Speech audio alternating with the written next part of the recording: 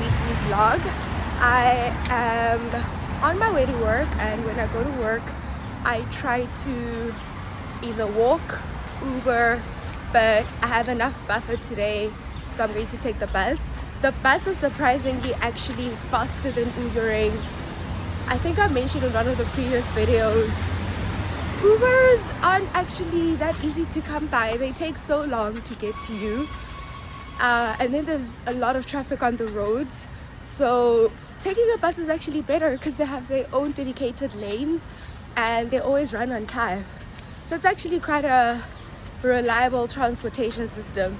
The one downside is that it can get packed, so sometimes you just like end up standing up, but I just literally, like, the bus ride is just 10 minutes in total because work is quite close.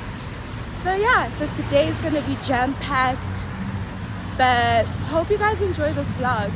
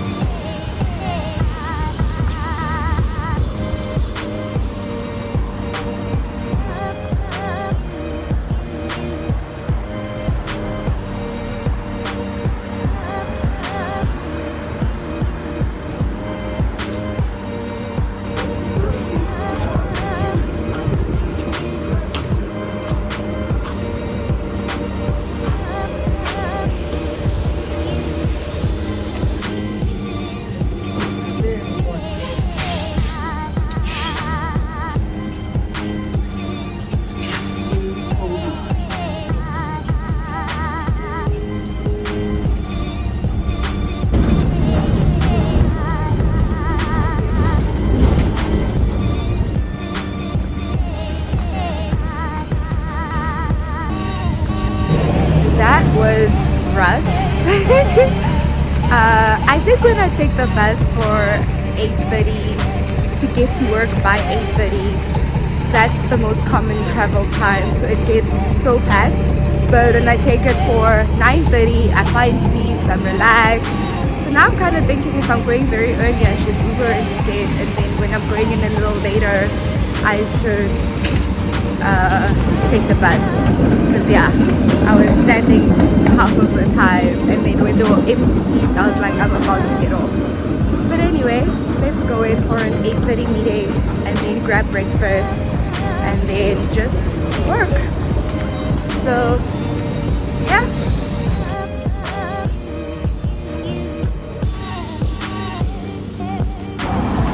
Side note, how pretty is I work in one of the tallest buildings in the whole city, but also one of the most iconic looking. How pretty is it?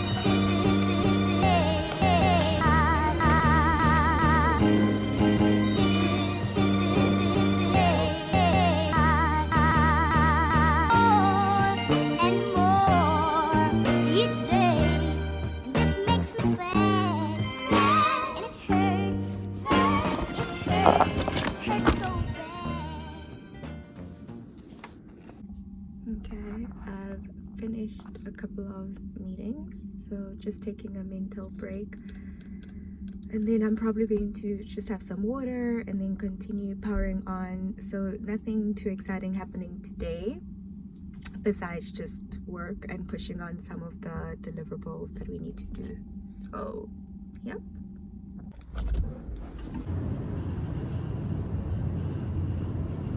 Okay, I'm in the elevator. Oof, my ears are popping. But heading out to lunch now. Just gonna grab a quick burger because I have a meeting at 1:30. It's 1:10.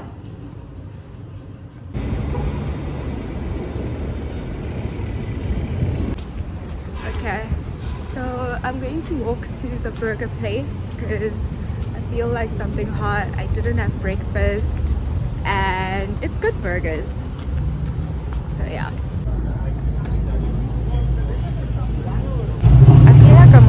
posting food and myself eating on this channel.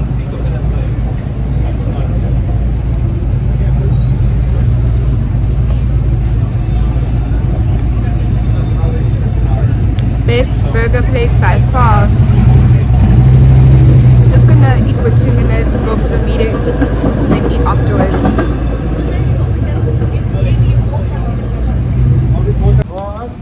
Okay, rushing back. That was, I need to eat properly.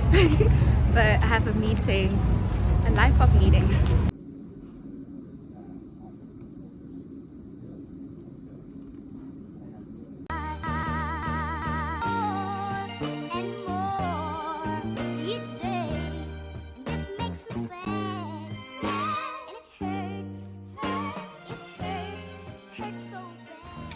Okay, it's home time.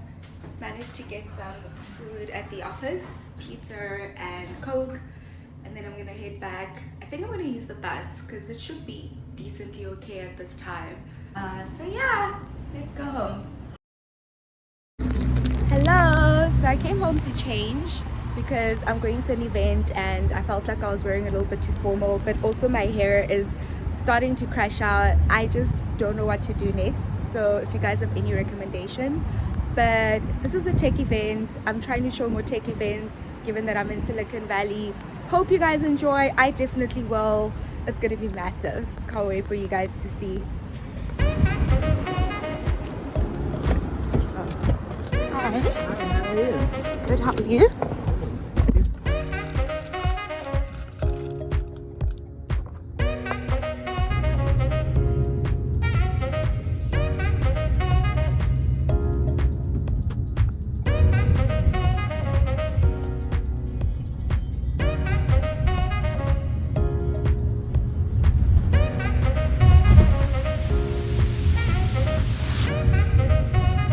Just got off the Uber. It was a bit of a dramatic exit, but whatever, here we are.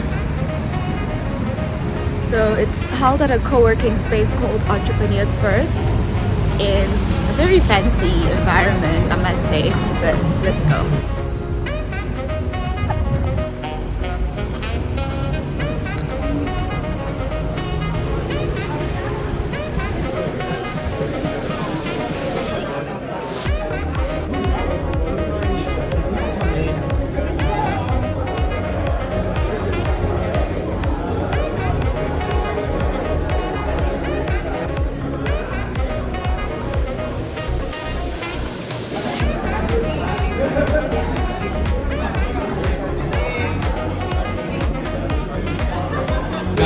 Very rare Friday evening event. I think we've done maybe a half dozen of these ever in San Francisco.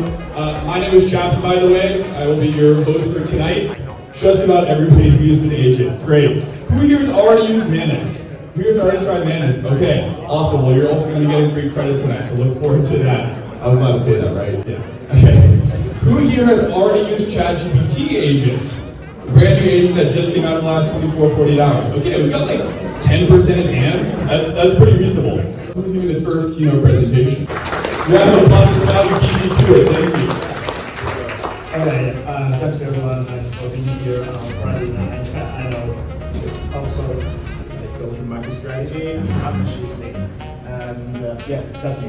And my nickname is Heyo. And actually, you can show this name Manus just from MIT's model, which is Manus and Manus, which is the old Latin words. You know, it means man and hand.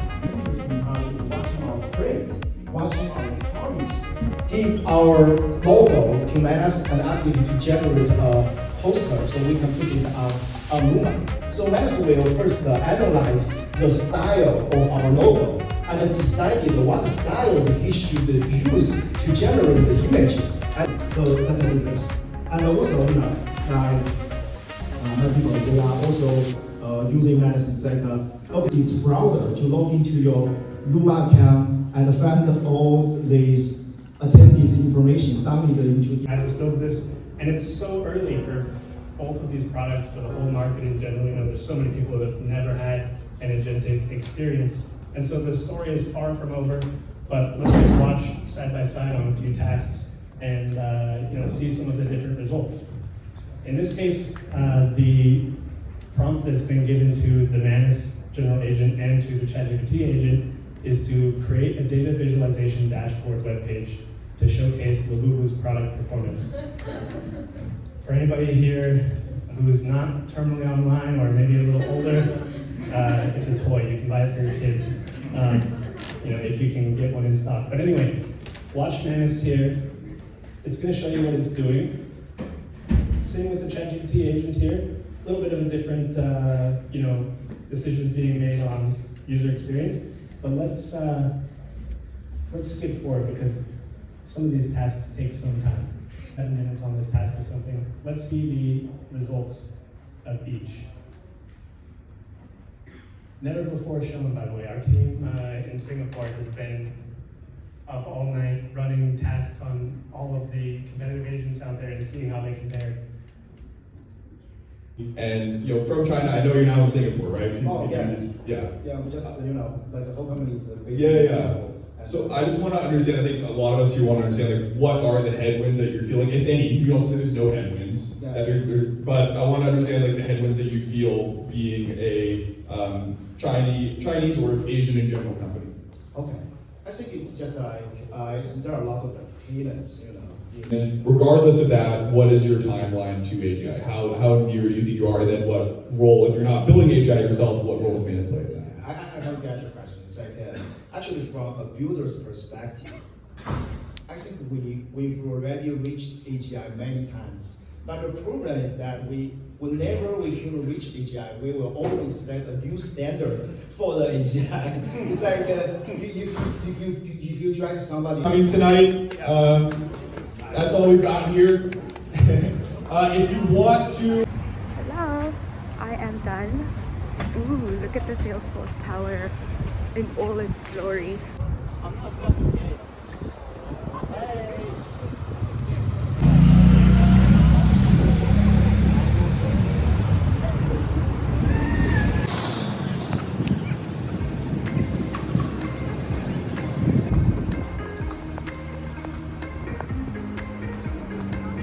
I want y'all to enjoy this view with me.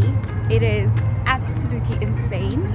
Can you see how well the architecture of these buildings is?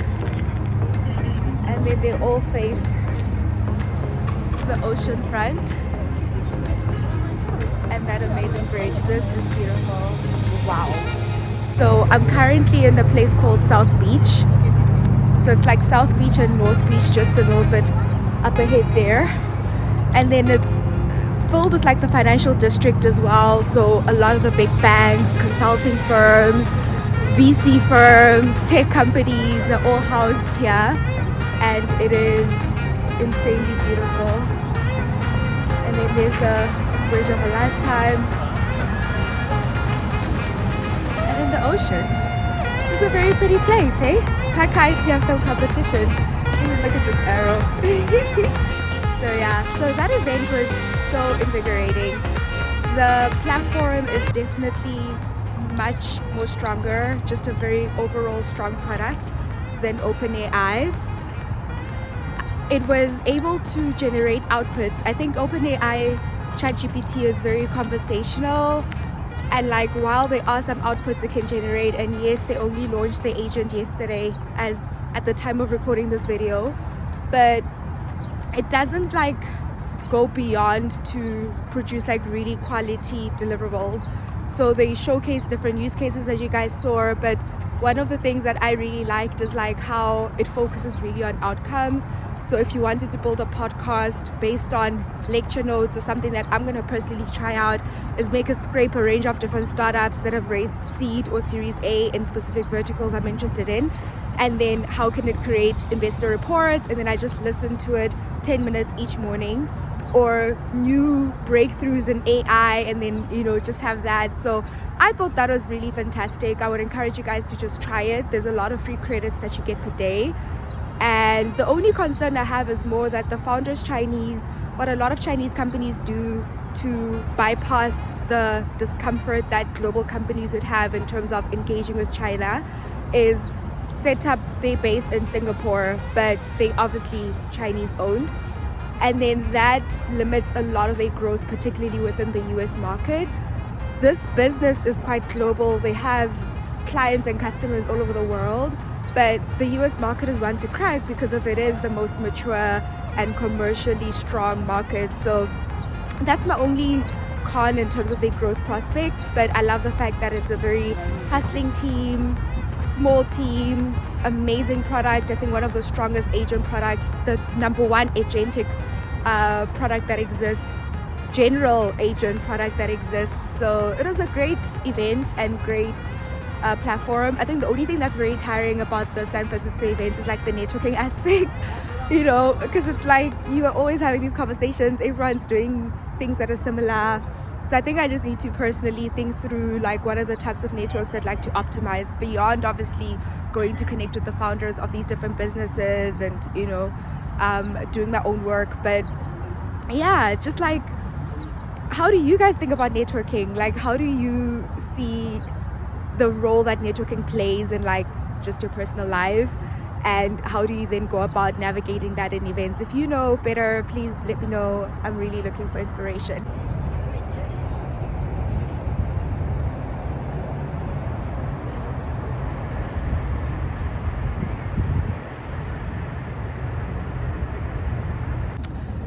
Another reflection is one of the things I'm extremely appreciative of working in the US and working in San Francisco specifically is you get so many opportunities not just to hear from different leaders, but to work with leaders that are truly at the heart of all the innovative change that we're seeing across the world.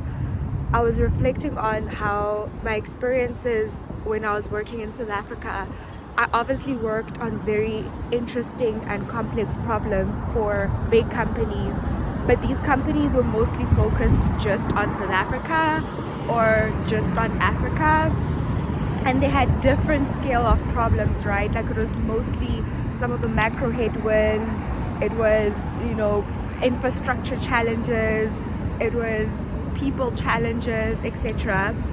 And I feel like in the US, it's like a different scope of challenges. So some of those exist, obviously, because they're all generic business challenges, but they're really about how do you push to be at the frontier of something versus how do you penetrate, how do you sustain an advantage in a somewhat actually not really competitive market, right? I think in South Africa, if you're good and you do just operational excellence, you will stand out, versus here, you have to be innovative, and I think it's a very different problem set.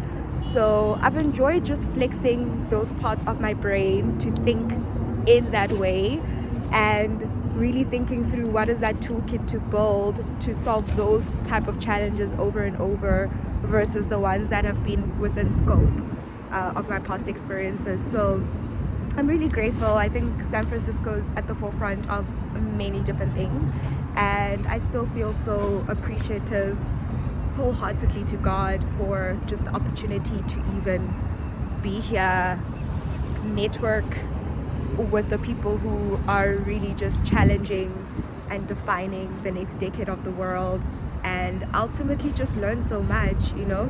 So anyway, that is my little side piece. I promise. Bye.